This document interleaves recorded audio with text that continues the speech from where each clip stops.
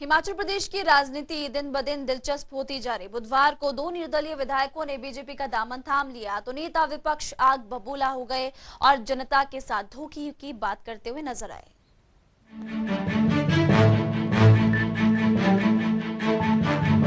बुधवार को जो हुआ उसके बाद बयानबाजी तेज हो गई है। बीजेपी में दरअसल दो निर्दलीय विधायक शामिल हो गए। प्रदेश के मुखिया जयराम ठाकुर और प्रदेश अध्यक्ष की मौजूदगी में देहरा के विधायक होशियार सिंह और जोगिंद्रनगर के विधायक प्रकाश राणा ने भारतीय जनता पार्टी का दामन थामा। बस ये हुआ और अगले ही दिन नेता विपक्ष मुकेश अग्निहोत्री की तीखी प्रतिक्रिया सामने आ गई। दो निर्दलीय विधायक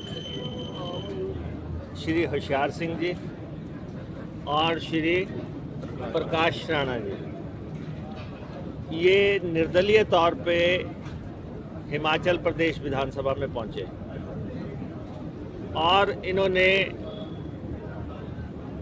भारतीय जनता पार्टी का सदस्यता ग्रहण की है।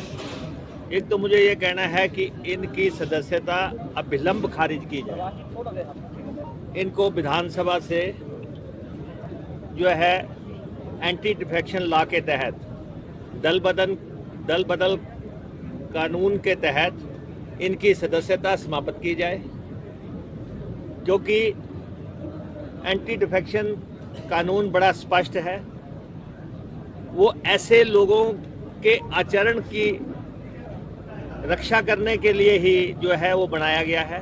कोई भी व्यक्ति जो निर्दलीय तौर पे चुनाव लड़ेगा वो पूरी टर्म तक किसी पार्टी में शामिल नहीं हो सकता।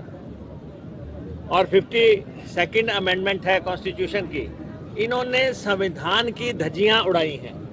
भारतीय संविधान जो है सबसे सुप्रीम है, उसकी इन दो विधायकों ने धज्जियां उड़ाई हैं। जयराम ठाकुर भी इसमें शामिल हैं और जयराम ठाकुर जो प्रदेश के मुख्यमंत्री हैं, उन्होंने अपनी प्रेजेंस में इनको पार्टी ज्वाइन करवाई है। हिमाचल प्रदेश विधानसभा के अध्यक्ष से आग्रह है कि वो सुमोटो पूरा एक्शन देखें। आज के अखबारों में छपा है, सोशल मीडिया में छपा है कि इन्होंने भारतीय जनता पार्टी की सदस्यता ग्रहण की है। इन्हें अपने पद पे रहने का कोई अधिकार नहीं है। तो सुना आपने, नेता विपक्ष का कहना है कि दल बदल कानून के तहत ये स्पष्ट किया गया है कि चुनाव जीतने के बाद जो भी सदस्य दल बदलता है तो उसकी सदस्यता रद्द कर दी जाती है।